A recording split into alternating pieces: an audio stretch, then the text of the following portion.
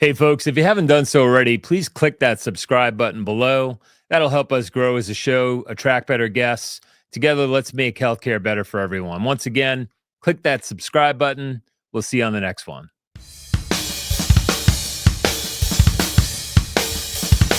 Get ready to take control of your healthcare. Here's your host, Ray Kober. And we're live, ladies and gentlemen. Welcome to Broken Healthcare. My name is Ray Kober. I am your host, and I am delighted to have with us today in the studio, Mr. Joseph Shields. How you doing, Joe? Good, Ray. Nice to see you. I appreciate you taking the time to speak with us. Of course. I'm so glad that you're here. So tell us a little bit about your journey. I'm always fascinated by it. No one finds kind of the insurance, pharmacy, healthcare industry. Yeah. I think there are very few kids that grow up saying, that's what I want to do. Sure. I don't know. Maybe that was you, though. I don't want to put words in your mouth. Give us a little bit about your background and how you got here. No, I'm sort of in your camp where there's a little bit of a serendipitous journey in terms of getting engaged on this work and in the industry. I grew up not far from here where we're recording, so this is a bit of a homecoming. About 15 minutes from here I was born, and I have a lot of family still sort of in the area and the like. But I'm a son of a nurse who was, in healthcare for 50 years, spent a disproportionate number of years in her career in critical care and acute care, so sort of saw patient care firsthand, whether it was, the washing of patients back to providing medication to supporting families when they were dealing with difficult circumstances. And so sort of had a front row seat to that for a number of years, formative years, as my mom would, sort of come home and share her anecdotes or insights that she experienced just as a CCU nurse for as long as that she, continued to do that work. And that obviously sort of probably left a indelible impression on me. I've been engaged in politics and organizing work in sort of law for a number of years. Worked for a few different governors, both here in New York as well as on the East Coast.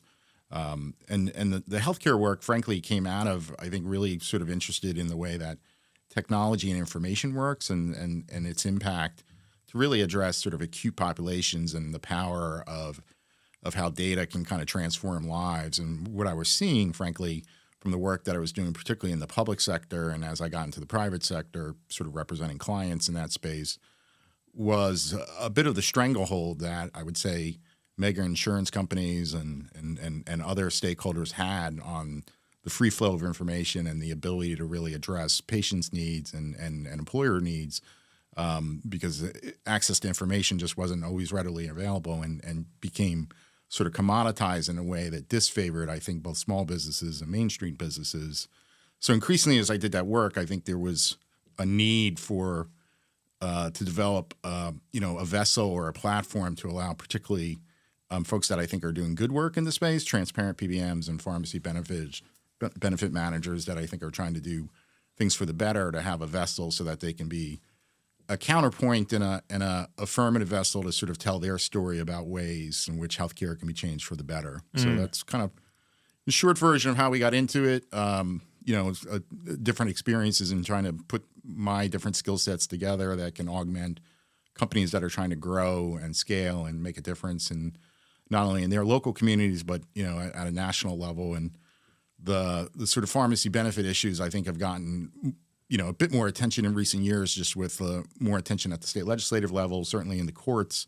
There's been just news this week with regard to JP Morgan facing litigation and, other larger employers. And then, obviously at the federal level, you've seen, both national exposure by critical agencies like the FTC and attorney generals, as well as Congress sort of looking aggressively to address gaps in the market and challenges in the market, right, through reform measures. And, most recently, President Trump has been pretty outspoken of dealing with the problem of the middleman, I think, to borrow one of his quotes. So it's one of those pressing issues that, the average consumer, patient, citizen, as you sort of alluded to, it's not something they're going to track, but I think they're frustrated by the lack of access to care and the lack of affordability in a marketplace and in communities that they really think should be there already. Yeah, no question. So let's go back to mom for a second. Sure. So first and foremost, The next time you see her, thank her for her service from me. Sure. Because No problem. I think too many nurses just, it's a thankless job. Yeah. I think they're overworked and underpaid. And really, I think they are the backbone of our hospital systems. Sure, absolutely. And so that's tremendous. So, you did experience kind of, I guess, at firsthand of, I'm sure she didn't walk through the doors all energized and fired up after a hard day at the office. I don't know. My mother was, she was a pretty headstrong Polish Catholic that, Yeah. she liked to, she had plenty of fighter in her. So, Yeah. There were certainly days where I think she would walk in the door a little pissed off and feeling like she had to, take on the cause of the angels. So in terms of, what kept her going and committed to the work. But it's to your point, one, I appreciate that, just your comments there. And then just the work of nurses in particular, I think, look, they're at an eye level and there isn't much, mystery to healthcare, right? It is sort of highly tangible, and they sort of know what it is in terms of its impact on families and lives. And there's not a lot of varnish to it, for better or worse. I think there's, I think they're in it for the right reasons, is my experience, and they also see some of the challenges and complexities there. So I share your compassion and sympathy, right, for the integrity and sort of efforts of nurses across the country. So it's For sure. Yeah. So when I think about the hardworking professionals that are in the system, the boots on the ground, by and large, the broken healthcare system is not a result of the work that they're doing. Certainly, right? I think we need more men and women that are focused on doing the job of laying hands on people and dispensing medical care, Yeah. right? I think a big problem in the U.S., probably globally, but certainly here, is that people equate the emblem on their insurance ID card with healthcare. Absolutely. And that has zero to do with healthcare. It's an insurance mechanism, right? And so part of the problem is there, it kind of stems from there, because there's a disconnect, I think, between the medical professionals who are out there who got into the profession, to make a living, of course, but I think by and large it's a calling. This isn't an easy job. It's something that you have to work your ass off at. You got to study, you got to work hard, you got to go through the gauntlet. And you get out of the gauntlet on the other end, and guess what? There's another gauntlet to go through, and that's called getting into the workforce and then dealing with patients on a day-to-day basis. So I think that, folks kind of tend to get lumped in with, okay, this is a problem throughout the healthcare system. The problem really doesn't kind of stem from the practitioners. The problem really is kind of what you mentioned, the PBM industry, and I know the big three represent 80% of the marketplace, right? If not more. Yeah, something in that ballpark. And so as an employer, as a regular person, you have to kind of wrap your head around and appreciate the fact that your health care is nothing more than a construct, right? So you have your insurance ID card and you have the insurance carrier, and then you have to dive a little deeper. Okay, what does that mean? Well, right. Are you in a fully insured plan? Are you in a self-funded plan? And if you're in a self-funded plan, how is the plan managed? Because in a fully insured plan, there's little mechanism for managing claims or care. You are essentially giving the insurance carrier a blank check to manage the health care for the members of that plan. And as publicly traded entities, they're going to manage that in their interest, not necessarily in the policyholders. And I think it's hard for the average person to wrap their head around it. But those two objectives, the objective of the policyholder and the objective of the insurance carrier, are not at all aligned. Yep. And so when you think about, healthcare and what can be done about it, I think, number one, you have to understand that you can't believe healthcare's big lie, which is you can't do anything about the cost of healthcare, right? That's nonsense, but that's really what they want the population at large to believe, business owners, CEOs, CFOs included. And, I have to laugh because, we put our business leaders and executives on a pedestal, CEO, CFO. At the end of the day, they're people just like you and I, and they have the same fear. I think what drives the state of healthcare today more so than anything is fear of change, fear of the unknown. And so at some point along the way, you discovered that, as we all did at one point or another, that, wait a second, there is a better way to do this. There is an opportunity here for savings in the PBM space. Where did that occur for you? Well, there's a lot there. I think, I think one of the genesis points for me was what I alluded to, earlier at the beginning of this conversation around data and information. And what I saw is, as the market was shifting, you mentioned full insurance. Disproportionately, most plans and employers are in self-insurance, which would suggest that they, have more control of their destiny. But what's sort of occurred in the marketplace is actually, in the self-insured markets is actually, there's been this sort of transfer of assets and authority to health insurance companies and their affiliated corporate forms, right? Whether it's PBMs, you've got specialty drug markets, you now have group purchasing organizations, you've got all these different types of corporate forms that, frankly, LegalZoom is making good business at every time United Healthcare or one of the other larger insurers sort of comes up with a new idea, because it means they get to create a new LLC in Delaware and a new website in theory. And there seems to be no end to that, right? Just as an address of the market. But in theory, the self-insured market was supposed to allow a small business owner, a Main Street business owner, a pizzeria, more control of their destiny. And what I was finding as I was working with innovators in the market, sort of thinking about how to problem solve, was when they asked questions about access to data and information, and so that they could make realistic and reasonable recommendations to the fiduciaries, i.e. the plan, the employers that run the healthcare system for an individual employer, that information was often lacking. It wasn't provided for. There were a myriad of excuses as to why it couldn't be provided, even though the basis of it was the individual employee data. The individual employee, it was Ray or Joe's information, who represents a certain composite of way healthcare is being purchased and administered in the country. And that became sort of a point of, contestation, right? Where in conflict, where even if employers were willing to push and ask for that information, you got pushback from brokers and consultants, or the employer, or the health insurers themselves, or the PBMs.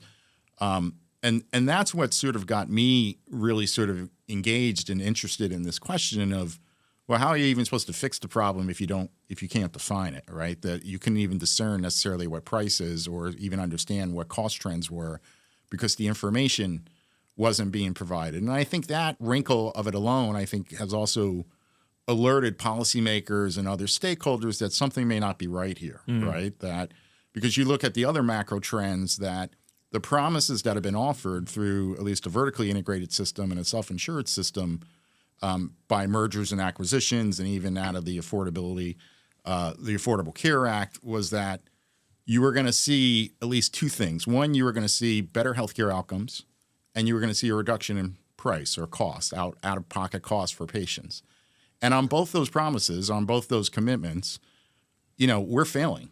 Health insurance companies are failing. America's failing. I mean, we're behind countries like Latvia in terms of healthcare results. And I don't think most Americans probably know where Latvia is, much less do they think they're behind on healthcare outcomes compared to a country of that size and scale, right? And, and on the other sort of cost question, look, there's a myriad of data that shows costs are not only going up, but they're being failed to be controlled. So It begs the question that if you can't get the information and you're not solving the problem that you said you were going to solve in order to be created, in a certain fashion, right? What's the point of having this structure, right? What's the point of not having Uncle Sam sort of take over the healthcare system, or not having other commercial entities, for-profit entrepreneurial sort of systems to try to create something better. And I think that's the tension that's playing itself out now. You've seen, some tension around sort of where is Medicare for all going to go and sort of Medicare purchasing, a byproduct of that came out of the Biden administration in terms of the Inflation Reduction Act and sort of giving more power to the federal government. For the first time now, Medicare can negotiate drug pricing and purchasing drug pricing, right? And that's a pretty big hammer. At the end of the day, U.S. taxpayers, the U.S. federal government, right, is now the largest purchaser of prescription drugs in the world. On the flip side, you've seen this sort of acceleration of a variety of different sort of innovators and scaling of different innovators that are, at least in the pharmacy benefit market, sort of gaining traction and gaining attraction. And they've been at it for a while, right? I think part of the story that we tell at Transparency RX is that I think a lot of people assume like transparency is this new concept that we're trying to inject into the market and it needs to be tested, but we're not sure if it's going to work or not.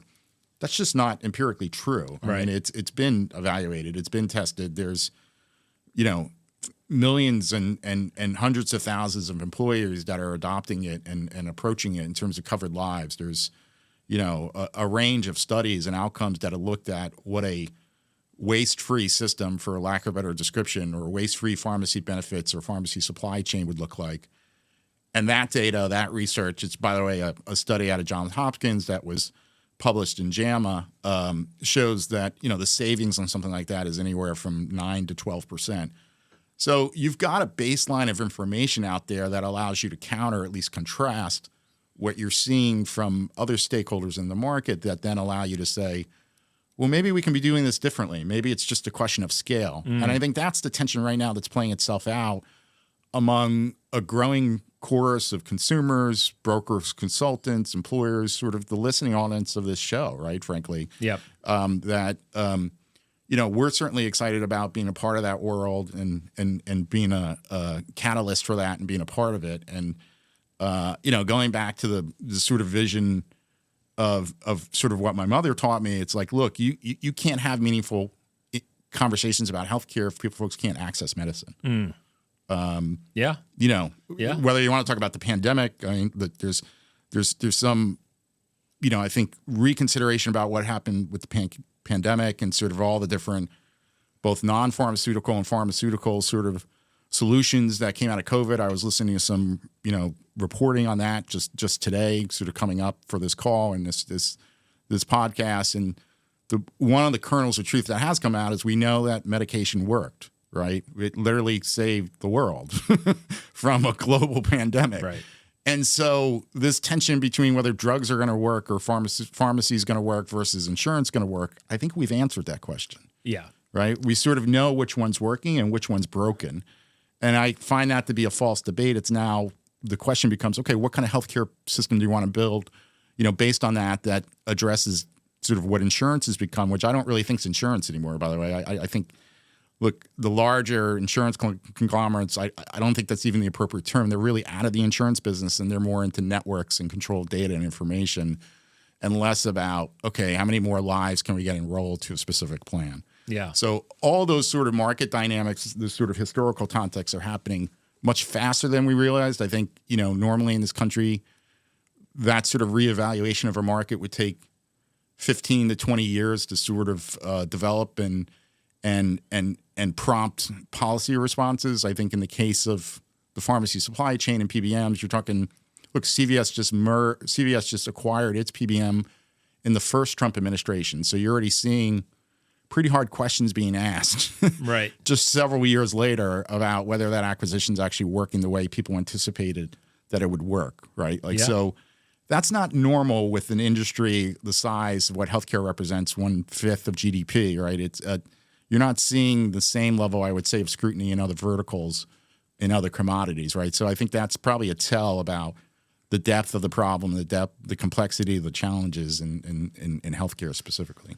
Yeah. So for, the CEO or the CFO listening and they're trying to wrap their head around, okay, this is my second, third largest expense after payroll. Sure. And we're seeing increases year over year.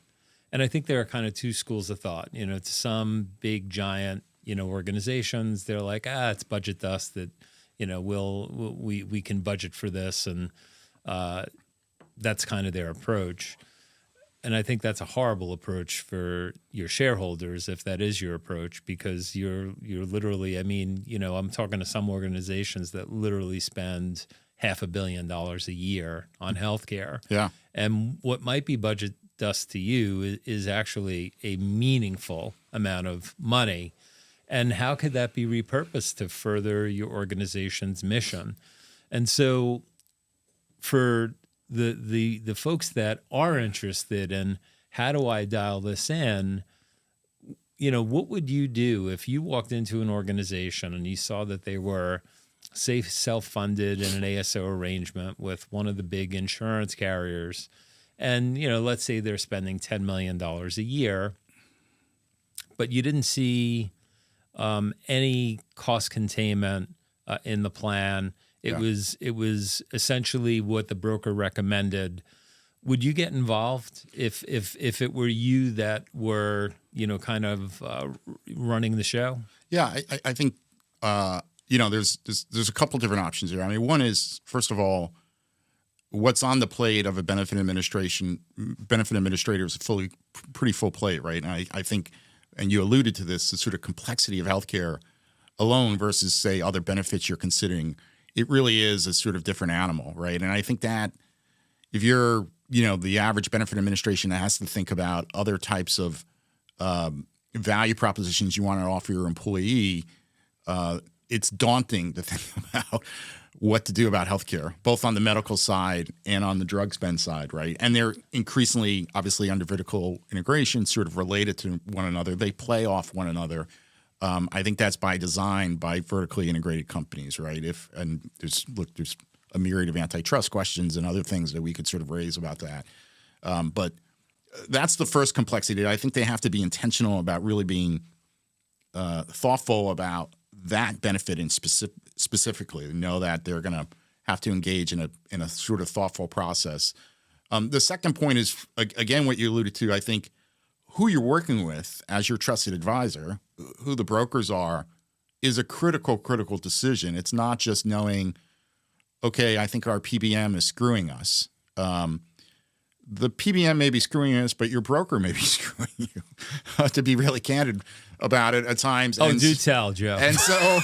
And so you may need to take a hard look at a relationship that you thought was a trusted or reliable relationship for a long time, but they've taken an interest in or guided you down a path that is no longer reasonable, and they're baked in or have aligned interest into spread pricing models or other things that ultimately are driving up your healthcare costs. Yeah. And rebates in particular, as the measure of that, of the data point of that, becomes sort of too easy of a sexy eye candy to sell away.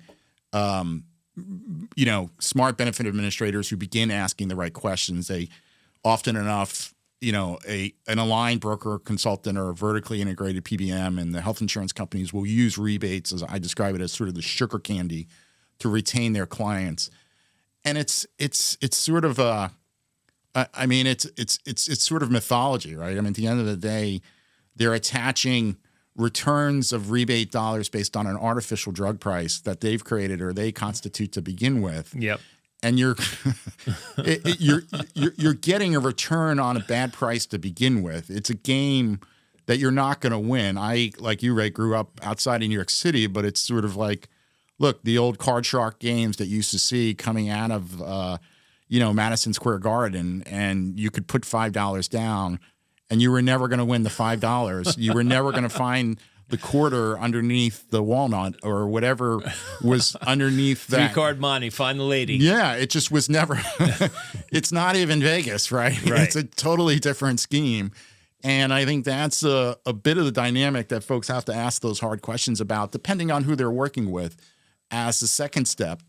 And the third step, which is probably arguably one of the most important step, is to understand and articulate the information that you're going to negotiate over, the data you're going to negotiate over, and we've made this point sort of constantly, is your data. It's your information. Right. And I think partly what happens in this space is that brokers, consultants, and wrong-headed PBMs use that data and information that's not theirs to begin with and monetize it, and then claim and assert a certain right to it because magically they've put their label on it and say now suddenly it's ours and it's proprietary or it's confidential or you can't be provided to it because if you were to have it, it would mean you would have an insight into how much money you were making. So Right. I think that's Well, so we know that that's complete and utter bullshit, right? Right. So the data is the data, and it is the property of the employer. Period. End of sentence. Yeah. There's, we'll talk about the CAA, and it went into effect January 1st, 2021. And it essentially says that employers now have a fiduciary responsibility, Right. an obligation to their employees, particularly if their employees are spending money into the plan, they're participating in plan premiums. An employer not only has a right to the data, they have an obligation to see it. And so that's really important. But you made me laugh earlier. I laughed to myself. Camera was on you. But, I had a call that went long just before we sat down for this podcast interview. And I have a CFO on the line with me, and they're spending about $5 million a year on their insurance. And he said, he's calculating, numbers, and we're going through some numbers. And he said, oh yeah, but we get $200,000 back a year rebates. Right. And I just laughed.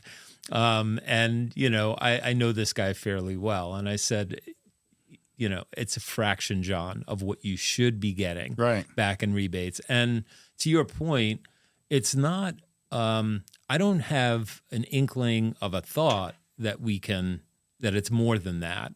And I told him, with your data, we will empirically prove, we'll show you what you are spending, and we'll show you if you're aligned with a fiduciary, transparent PBM, what you would have spent. And then you could add your rebate dollars into it and let's see where you come out. But there's no universe in which you are getting every dollar back that you're entitled to be getting back. Yeah, and that part of the story, I think you're starting to see sort of come to light, right? You mentioned the Consolidated Appropriations Act. That's almost, part of the value of that regulatory code now is it's almost, a sort of penal code for what was always known to be a responsibility and duty of the fiduciary under ERISA. And now you have sort of defined of, okay, if you don't do this, here's how you're culpable or liable.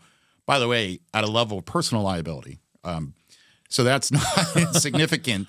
If you're a fiduciary, it's no longer your house is going to be, or your employer is going to be responsible, but you could lose your house because, the JP Morgan, and these are just allegations. Yeah, talk to me a little bit about what just went down with JP Morgan. So there's been growing, I think, interest in the law and among litigators to begin to look at ways in which the Consolidated Appropriations Act create a level of responsibility for what you mentioned a minute ago, the fiduciaries of the plan.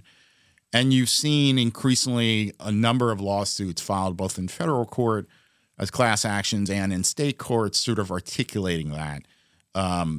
So the JP Morgan lawsuit, which just was sort of filed this week and got some, I would say, notoriety in financial news and sort of healthcare news, is one of those law cases or pieces of litigation. And essentially the complaint is the fiduciaries of JP Morgan should have known and did know that the cost that they were charging their employers or their employees for medications was well above a reasonable price. And they didn't take appropriate steps to correct that in any meaningful way. And individual employees are suing the fiduciaries for their breach of liability or their breach of duty, essentially as a result of that. And they're not in a great spot because they host one of the biggest healthcare, events, symposiums, conferences every year in the country. And, they're part of the Health Transformation Alliance and all of these other organizations that kind of spew this stuff. Like the information is out there. They could trip over it. Right. And so I think that really adds to the plaintiff's case because how could you not know? Right. And the challenge is, to give employers a sort of fair shake on this is fundamentally the fingers that the plaintiff's attorneys are pointing at is the dereliction of responsibilities and the malfeasance of the PBMs and or the brokers that they hired. It's the behavior of PBMs that have set prices far above a reasonable level. So the anecdote that came out of the JP Morgan complaint is there's a medication that I believe is for multiple sclerosis that you could find for $40 or $50, on Cost Plus or a myriad of websites, right, for a reasonable price on a monthly basis. And JP Morgan's cost to the employee on that was something like 100-fold of it in the thousands of dollars. You've seen other cases like this. One got dismissed, but it's been resubmitted. Johnson & Johnson went through a similar litigation. Wells Fargo has active litigation. You're seeing the plaintiff's attorneys sort of involved in this, specifically targeting larger and larger employers on that front. And so this whole conversation about data and information, it's also becomes a question about risk management, right? And I think that's the new layer at some level that if you're a benefit administrator, you have to think about. It's if you don't get this correct, you're putting your employer, you're putting yourself, your plan at risk, because the CAA, rightly or wrongly, and I think there's a conversation about that, at least on Capitol Hill, is targeting you to be responsible for that.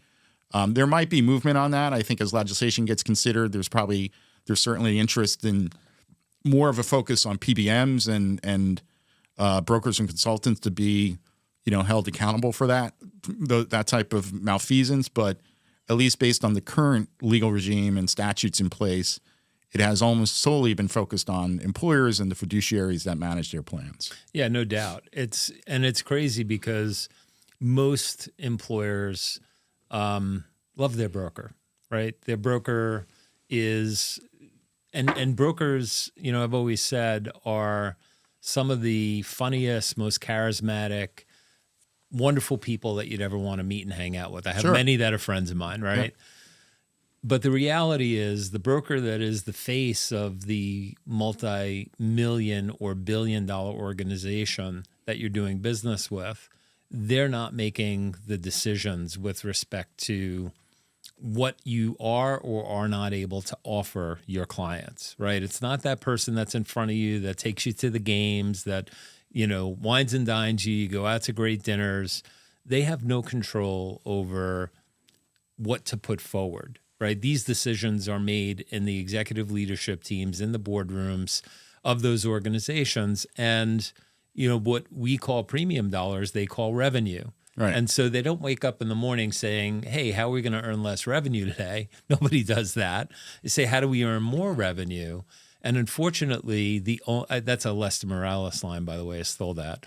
but it's a great line because at the end of the day, it's true, right? As premiums go up, well, the compensation that they earn, the insurance carrier and the broker goes up. And so what I tell employers is, look, jump in and at least see what the opportunity is for savings. Do the work. Yeah. You have a fiduciary responsibility to do so. There's no time like the present. And then if the DOL comes knocking, you'll at least be able to produce something that shows them that you inspected what you expected. Yeah. Right? And if everything works out great and your broker is wonderful and prices are as great as they could be and quality is aligned, you're okay, hopefully. But I believe what you're going to find is that there's a chasm between what you are paying and what you should be paying. And what I would say to you is, why wouldn't you take a look at that? And I hate to be cynical, but the reality is these companies are making bank. And, where do you think those tickets to the Masters tournament come from?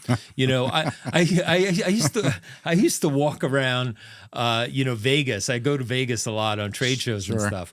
And I would look and I would walk into the Bellagio or the Wynn and I'd look up and I'd look at the chandeliers and I'd be like, looks like that cost a lot of money. Right. Who do you think's paying for it? Yeah. It's the same thing with your plan. So that money has got to come from somewhere. And what I would respectfully and humbly submit is instead of going to Pebble Beach with your broker who's going to fund the whole trip, save your plan a couple of $1 million and figure out a way to fund that trip yourself. Yeah. And by the way, nobody's saying, hey, folks shouldn't be making money. I think it's No. Yeah, I think, look, there's an open question as to whether or not it's gotten excessive, particularly based on OPay practices. My guess is you and I are aligned on that question that, yes, it has. But the bigger question is from an employer perspective, how can you redistribute those resources to that wasted expense, right? If medical care and preventative care is at a premium, the data point that shows that list prices and rebates are positively correlated, sort of another version of the fact that you just shared. So as rebates go up, list prices go up. That should never be true, right? Like that should be a wake-up call to any employer when a PBM comes back to them and say, I'm going to save you on rebates. Knowing that fact should give you really hard pushback. It also is pushback against them when they give their common defense of, well, we don't really control that. That's pharmaceutical companies. That also appears to be a fallacy, right? Because they are in control of the rebate regime at this point. The invention of these group purchasing organizations that have driven rebates overseas into tax havens, both in Ireland and Switzerland, is a new feature of the market that should raise lots of concerns, I would say, to stakeholders in the market. Certainly something that we're deeply concerned about. And you see other facets of what's sort of occurring in a changing and dynamic market where employers, to their credit, I think have found that they've had to get much smarter on this issue in a way that they didn't, one of the themes I think running through this conversation, in ways that they didn't necessarily want to. They don't want to be in the weeds all the time. I, used to work in restaurants. Not everybody wants to know how the sausage is made or the food is made. They just want to eat what's on their plate, right? And healthcare is getting a little bit like that. They're finding out some of that partly because the market is so misaligned about what the assumptions should be and incentives should be to treat all stakeholders sort of, a little bit more fairly and appropriately. I think that's what's sort of motivating folks to really sort of drive meaningful industry change and market change as a result. So the Broken Healthcare Podcast is brought to you by Benefixa Healthcare Consultants. Visit benefixa.com to learn what's possible. Reduce the cost of healthcare for your organization, deliver better outcomes for your people, and yes, design health plans that give your people a path to $0 out-of-pocket cost for healthcare. Visit benefixa.com. So you mentioned Ireland and what was the other? Switzerland. Yeah. What's going on there? So, I mean, this is sort of a new feature that's in the pharmacy benefit space, but sort of coming out. The longer version of the story is President Trump in his first term decided to sort of take a crack at looking at the rebate rule, which is a safe harbor provision. Safe harbor provisions, for your audience that doesn't know, essentially says a rebate isn't a rebate, or a rebate isn't a kickback. It's not something that we're paying back in some sort of nefarious fashion. And in order to prove that, we're going to have a statute that says that. We're going to have a statute that says we are not liable for anything that might get constituted as a kickback, and we're going to articulate rebates to be covered under the safe harbor provision. So that should be a tell to begin with, right? Like if you need a safe harbor provision. But so President Trump at that time was going to remove that rule. He was going to essentially take away the safe harbor protection under rebates. And it ultimately got delayed. There were some questions in the courts about its application and its impact on the budget and the like. But amidst all that, the largest insurance companies in the world decided to create and fund and support what they're calling group purchasing organizations. And group purchasing organizations, right, as you know, and your audience probably knows, are ubiquitous within healthcare. They are used for lots of different things, from medical devices to purchases of the most basic supplies in the hospital. It's not a new concept that if you can consolidate dollars together, you're probably going to sort of generate an efficiency as a result of that. Group purchasing organizations under statutory code, under federal code, are also provided a safe harbor provision. So the creative attorneys and executives at the largest insurance companies created what they refer to as group purchasing organizations or rebate aggregators to now purchase or negotiate rebates. And they've housed these entities, or at least two of the three of them, the major ones, on foreign soil, one in Ireland, one in Switzerland. The question becomes with that is, at the end of the day, rebates, generally speaking, aren't a physical thing. They're a data point. They're a piece of information. So it's not hard to imagine and anticipate the data or information to the level of potentially PHI that's being negotiated or understood on a computer in Jersey City, 30 minutes from here in New Jersey, is traveling over to Ireland onto a computer there without the level of data protection and information protection that would be afforded in the U.S. And Change Healthcare, I think, probably gave everybody a wake-up call that information protection is probably not what it should be among large healthcare entities. And that information is flowing overseas so that ultimately the largest insurance companies can decide how much of the rebates that they can keep versus how much they want to give back to their clients, i.e. the employers. And they've sort of re-engineered the structure with that. A lot of them have agreed to quote unquote pass through language with employers, but what they're doing is they're saying, well, we'll pass through the rebate dollars under our PBM, where we're keeping the rebate dollars that are housed under our GPO. Right. And they'll also constitute some of the work associated between the GPO and their PBM. Again, they're all under the same corporate structure, right? So it's CVS 1. You got to laugh, folks. CVS 2, that the cost for CVS 1 to talk to CVS 2 is a fee. Right. And so that's accumulating. And you've seen independent research by the Nephron Institute and other sort of studies show that the cost of these fees have become a significant revenue driver, a significant profit maker, money maker for the largest insurance companies in the world. I mean, to the tune of billions of dollars. Right. And so it's sort of restructured the market, both in terms of, how revenue is being generated in the U.S., but also adding the complication of the implications of both the information and the exposure that patients have to overseas regimes and the tax liability. And look, I would say with a president now who seems intentional about bringing assets back to America, certainly Congress on both sides of the aisle are interested in that.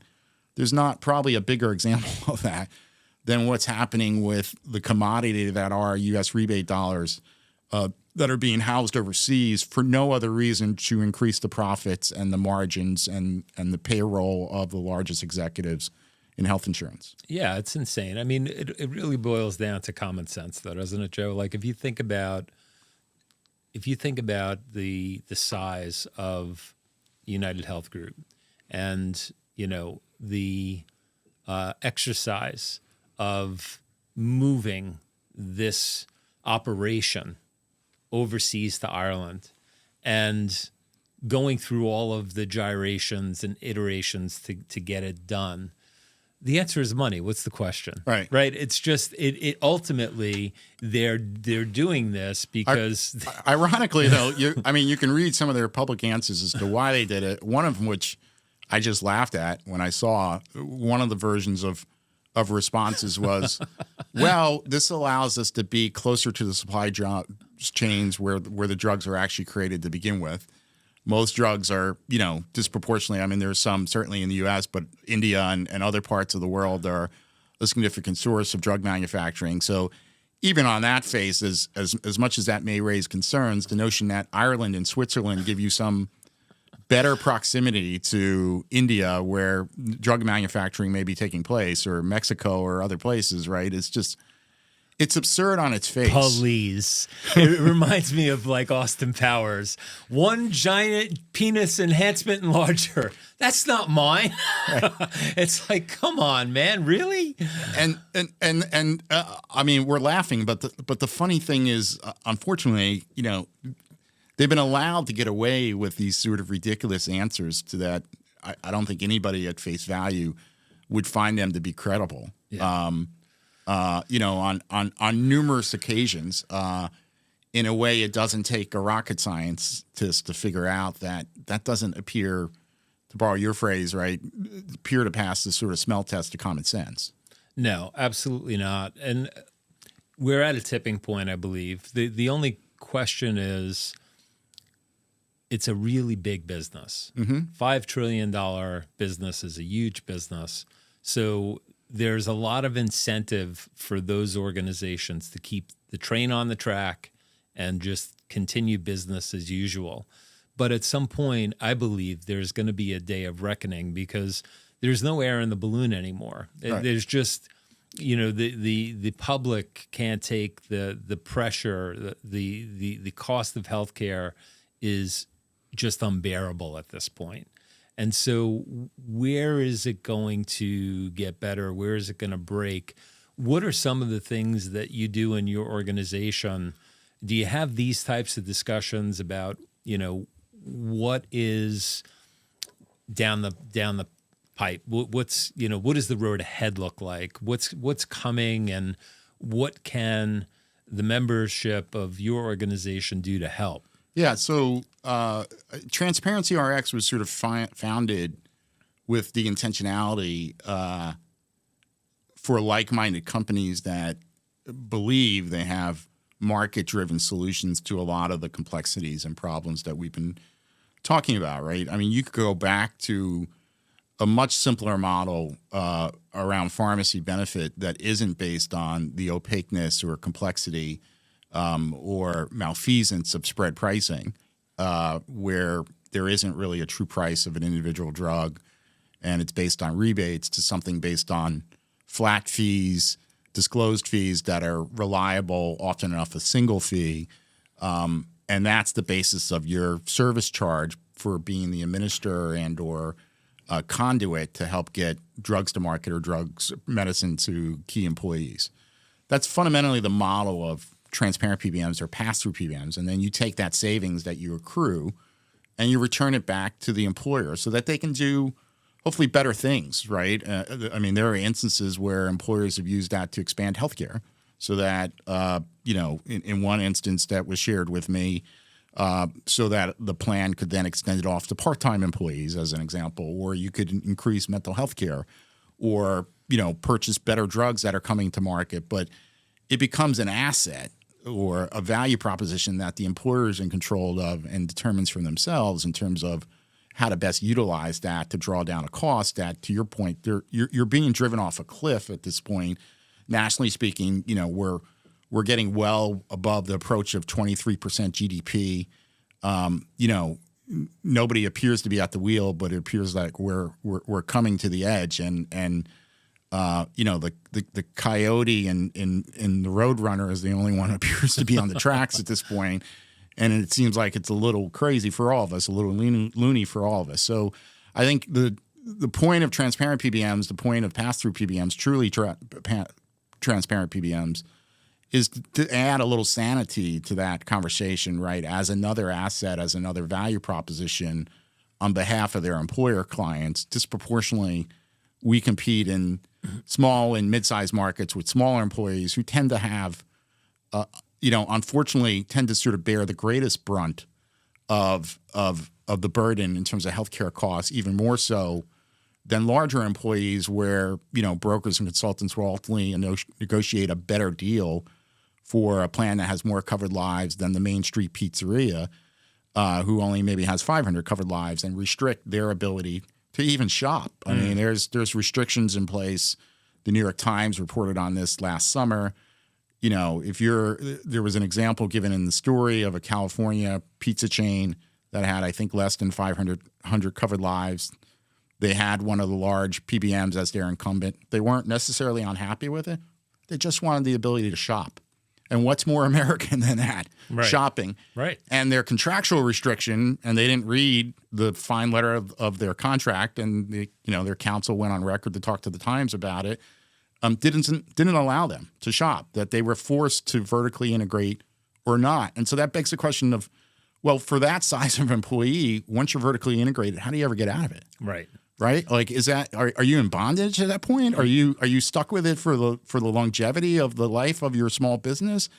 Yeah. That seems to be un-American. Yeah, and awfully draconian for companies that are having complex issues to deal with on the healthcare front, rightly or wrongly, right? Whether it's and I think the other thing that a good set of stakeholders and a good group of partners does is they allow you to take a holistic look at what's happening. And you don't necessarily get caught up in the flavor of the day. I think there's unfortunately, sometimes a knee-jerk reaction in our country to sort of focus on, what seems to be more noise than a signal of the problem. And so, in the case of sort of drug spend, I think a lot of the noise right now, and it's not an insignificant problem, is, the GLPs, the cost of the GLPs are killing my healthcare costs. A couple of years ago, it was, the arthritis medication. Everybody was complaining about Humira. Sure. That cycle is going to continue until we address this more structural issue of how do we create a better regime and that we create true partnership among the manufacturers to the delivery system that allows critical medicines, ultimately life-changing medicines that, want to go to market, that in theory should long-term, if they're utilized correctly, should reduce healthcare costs, right? Like they become preventative care. I have psoriatic arthritis as an example, right? So in theory, if I weren't on medication, the overall cost of my impact to the healthcare system would be much more traumatic, limping around and not being able to function or potentially being on disability than if I were not on Enbrel. And I think that sort of understanding those questions and sort of figuring out better answers to what are obvious questions, right, I think is incumbent on all of us to begin building better mousetraps, and the solutions are out there, right? And so that's partly what I think Transparency RX is trying to be, that type of market accelerant, and to engage not just PBMs as thought leaders, but like-minded brokers and consultants and other stakeholders, and begin convening that conversation so that ultimately policymakers help us do the right thing, but also the market begins to move in a way and accelerates in a way that we think it's already ready for. Yeah. And so that's a lot of the work that we're trying to be designed to do. So I think we as consultants, brokers, advisors need to start looking at more than just what I call shiny object syndrome. Right. Putting the next shiny object in front of your client in the spirit of driving revenue in your business.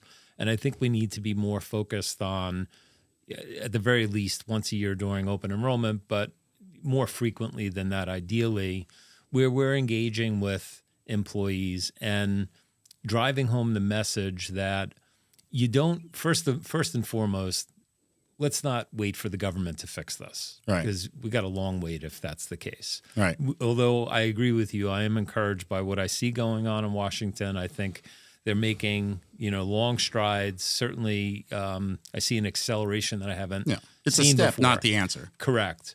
But I think part of it is we have to get back to basics. And I'm also encouraged by RFK Jr. And I know a lot of people don't like him and think he's anti-vax and this and that. Well, listen to the guy for hours, hear his conversations, read his books. That's certainly not what I've come away with. Right. But ultimately, he is right in that we need to be our own advocates, our own best advocates of ourselves, of our bodies, of what we put into our bodies. Food as medicine is a real thing. Yeah, sure. And we live in a culture now of where what is our consumption of pharmaceuticals in comparison to the rest of the planet? I don't know the exact number, but it's disproportionate, right? Right. And we're in an environment where our physicians kind of they take us in. I mean, they're under tremendous pressure. The average primary care doctor has got a caseload of 2,000 plus lives. They don't have time to spend with you to learn what's going on in your body. You come in, you tell them your symptoms, they write a script, they give you, they say, eat right, exercise, get some sunlight, here's your script, and they're on to the next. It's not working, right? So I think we need to get to a place where, look, advisors and consultants should not take on the role of a medical practitioner. That's not at all what I'm suggesting. But I think part of being in front of employees during open enrollment shouldn't simply be about telling them how their deductibles and copays work. Yeah. There should be a reminder, even if it's a partnership that you have, you have an opportunity to touch people's lives and let them hear the message of, okay, great, healthcare is broken. We have all of these misaligned incentives. We have insurance carriers that own PBMs. They're the biggest profit drivers in their organizations. They're putting branches overseas to, obfuscate and shelter assets and keep more of the pie for themselves. All of that is true. But what else is true is you're going through a Wendy's drive-through 4 days a week, and that's not helping you. Yeah. Right? So that's the other piece of it. That's a whole conversation for another day, right? Yeah. But when we get back to kind of baseline and we say, okay. I hope you're not going through Wendy's drive-through 4 days a week. No. Unless you're, what was the documentary? Are you trying to do a second version of that? I know what you're talking about. The Biggie, or I forget what it was called. The Supersize? Supersize it. Yeah. No. Yeah. I'm on a good path right now. Okay, good. Yes. Yeah. Stick to it. So I am sticking to it. So getting back to the basics, though, if you're working, so 24 million Americans get their coverage through the exchanges, right? Yeah. And if you look at the private sector of insurance, the private sector of insurance is responsible for all of the government entity-sponsored insurance, Medicare, Medicaid, TRICARE combined. Yeah. So this is where Americans are getting their health care by and large, right? Unless you're indigent or you're over the age of 65 and you're on Medicare or you're military, right. You're getting your health care through your employer or through the exchange. Yeah. For the exchange folks, there's nothing you could do about that, right? They're kind of a cog in the wheel. Your organization can't help someone that has health care, through an exchange. They're kind of tied to that system. So you're really focused on the private sector. And what I'm hearing is small business. I don't know how you define that, but where do you kind of step in, and how should an employer think of you, or your clients, your membership by and large are transparent PBMs? Yeah, that's correct. Yeah. I mean, so on the ACA front, I would say, look, that's a law that's going to be reauthorized in theory, sometime this fall. At least there's going to be a conversation about that in Washington, and we'll see where that takes us. I do think thinking about, what some of its incentives should be appropriately consistent with the type of conversations, that were happening around other commercial plans, right, are as important. And I think policymakers are beginning to pay attention to that. But I think your general statement is true, which is like, look, the broad side of attention has been on the largest segment of the market, which is the self-insured markets that impact small, medium-sized, large businesses across the sort of board.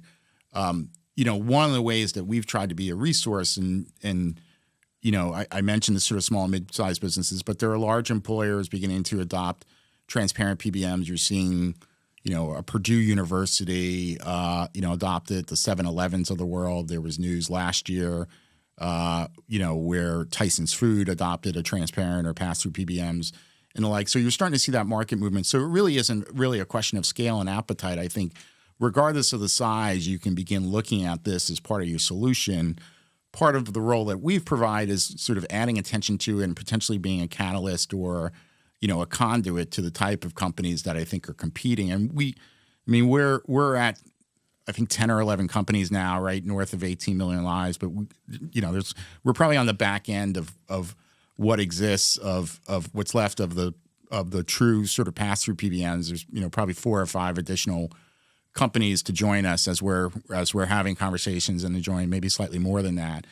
But certainly as a reference tool for folks trying to get educated, particularly brokers and consultants. That's something that we've helped convene or help facilitate from time to time, right? Just sort of educating people on what the model is, because there is still a level of small E education understanding to it. And the other piece is what we've tried to do is allowing individual stakeholders in the market, as they're having success, folks like yourself, sort of tell their story, right? And certainly, I think we're trying to branch in to sort of create an ecosystem of like-minded folks that help us really share the type of things that you're doing through this podcast of ways in which the market's already moving, right? Because in the same way that Capitol Hill and Washington policymakers and politicians have need to be persuaded and educated to understand how the market's broken, I think there's a lot of the market that still needs that. The market's not monolithic. I think the risk and fear of the lack of appetite for change, right, that we talked about earlier in the show is real and palatable. And some of that's by design, right? I think it's a feature of, to borrow the phrase, but of a monopoly of an oligarchy that folks are worried about, well, if I change, what's going to happen to my medical? What's going to happen to other benefits? And so I think part of the baseline that we provide is that there's a trustworthiness and a reliability here that's already been de-risked or already proven, right? That you can look at other employers. The water's fine. We're swimming in it, and we're actually saving money. Right. And we're reducing net costs, and our employees are happy. And when I ask for information from my PBM, I get it. And they're there for me when I have complex questions when new drugs come to the market. So I think that's partly the sort of functionality that we're trying to galvanize and compel among market stakeholders as well as we scale and develop. We're only a couple years old. So for the most part, look, the PBM and pharmacy supply chain was sort of dominated by, interests that I think reflect an archaic and ultimately antiquated answer to the changes in healthcare and the ways in which lives are changing, data is being migrated, right, and the importance of integrity and transparency in that system. And so we're trying to be, a leading stakeholder in that and help galvanize that towards better solutions. And so, Joe, the advantage to a transparent PBM joining your organization is that it's not just them, right? And some of these PBMs are good-sized PBMs with, I would imagine, hundreds of thousands, if not more, lives under management.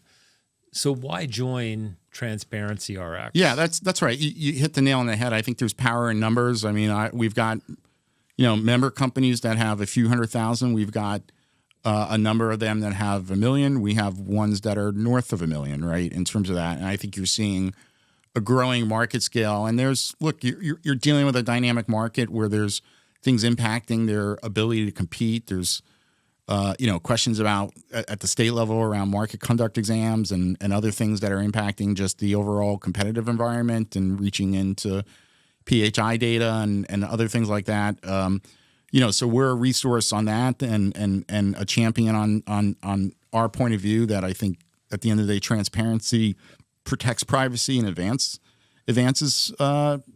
privacy on that front and trying to sort of reasonably frame and interpret right where the market should be going on those type of questions. The other value is, that we're able to provide sort of active intelligence and information and, again, sort of engagement strategies that allow smaller companies that ultimately find the world a little bigger than they necessarily anticipated when they started their company to help grow and scale. Sure. At a way where they're sharing costs with other like-minded companies. Yeah. So, it sounds to me like a validation for your membership. And what is remarkable to me, and I think our paths crossed down at the National Alliance of Healthcare Purchaser Coalition. Yeah.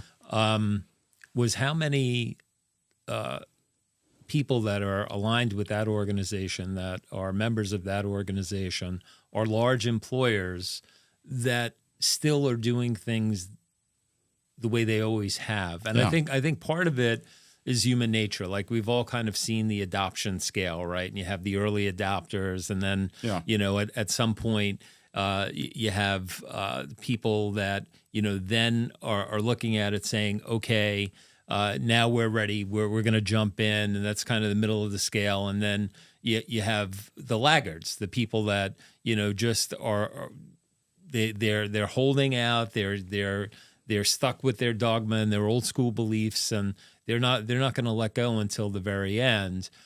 And I think we're probably somewhere towards the end of the early adopter phase, right, for folks that are going to make the leap. But it's mind-boggling to me how many people attend a conference like that, hear from folks like you, and there is power in your organization, because now you don't just have one member that's maybe got 50,000, 100,000 lives under management. You're part of something bigger. And so for, a large employer that's looking at it saying, well, I don't know, give me some references. You always hear that.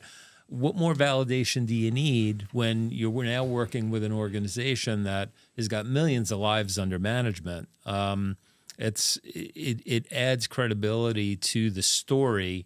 And I think for those people that, and let's face it, the larger the organization, the more time it takes for that ship to turn. Yeah. It's a process. I mean, healthcare consulting, being a healthcare consulting and a consultant and a benefits advisor, it's a long sales cycle. I mean, that's it. It doesn't happen overnight. Yeah, and look, we might see in the next year, right, some breakthrough moments. We talked, about the sort of litigation landscape and the legal landscape on that front. One of these cases is likely to pop, but I don't mean be sort of ruled in favor of the plaintiffs, but I think, for the legal audience in the room, or even the executives in the room, if one of them gets past discovery and there's documents shared, I imagine there's going to be things within those the discovery phase and the share of information that doesn't sort of appear favorable from a reputational standpoint for both the employers and their aligned PBMs and consultants involved in that. And so that's that might be a little bit of the tip of the iceberg, to your point about sort of the phase we're in, where other employers sort of say to themselves, well, we don't want to be them. We don't want to be in that position where we then have to go explain to our shareholders why we were candidly talking about inflation of rebates at exorbitant rates to our own employees, or we allowed third parties that contract for us to do so that appear to break the spirit, if not the letter of federal law and federal jurisprudence. Yeah. Right. And so that question, I think, is potentially coming. That context is potentially coming. That from a risk management standpoint, usually if you're a benefit administrator, you want to be in the business of preventing risk and deterring risk, not accelerating it. No. So that's yeah. that's some of the tension that I think is sort of playing itself out. But I agree with you wholeheartedly. We'd love to see more employers sort of jump in and get engaged. And some do move at the pace of an aircraft carrier, as you allude to. So that's just reality. And look, that's, at some level, good business prudence and the like. But I think the writing's on the wall of there being options in the market that they need to minimally shop for. Yeah. And take hard look at, if not formally adopt. And, the notion that you stated this fact earlier, 80% market share by 3 companies that have, based on their own reports, something like 93% retention rates, where a myriad of people are raising lots of questions about their business practices. That probably should raise some alarm bells for folks, right? The two of those sort of data points shouldn't give you confidence. They should scare the crap out of you. Hell yeah. In my view. So and the sort of somewhat ironic thing, but it's telling, is the largest competitors in this business among the mega insurers have doubled down on what they think their value proposition is. They're not sort of hearing the chorus of employers saying, we want more information, we want better trust, we want better reliability. Yeah. They're defending their business practice. They're leaning into it. Yeah. They're leaning into it. And so the only response to that is, frankly, for people to lean into a different alternative solution, right? It draws a line in the sand. Right.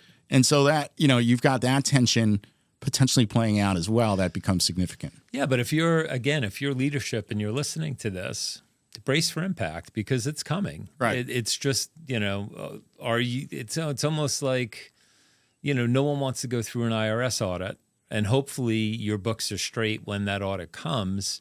Can you say the same thing about your health insurance plan? Yeah. And I don't think most organizations, I don't think it's a generalization. I honestly don't think most organizations have their house in order when it comes to fulfilling their fiduciary responsibility here. So I do say brace for impact. Yeah. And and what I would say is if it gets past discovery, you know what's going to happen? Settlement. Settlement is going to happen. Well, and the other piece is, and to give you credit for the work that you're doing here is, I'm a fan of the Christopher Nolan Dark Knight series, but there's that one scene, between, Detective Gordon and the Dark Knight when they first meet, and Gordon says something to the effect of, "Well, I'm only one person," and then Batman says back, or the Dark Knight says back, "Well, now we're two," right? But I do think what you're seeing, that these conversations like we're having here today are beginning to socialize. They're not happening in isolation.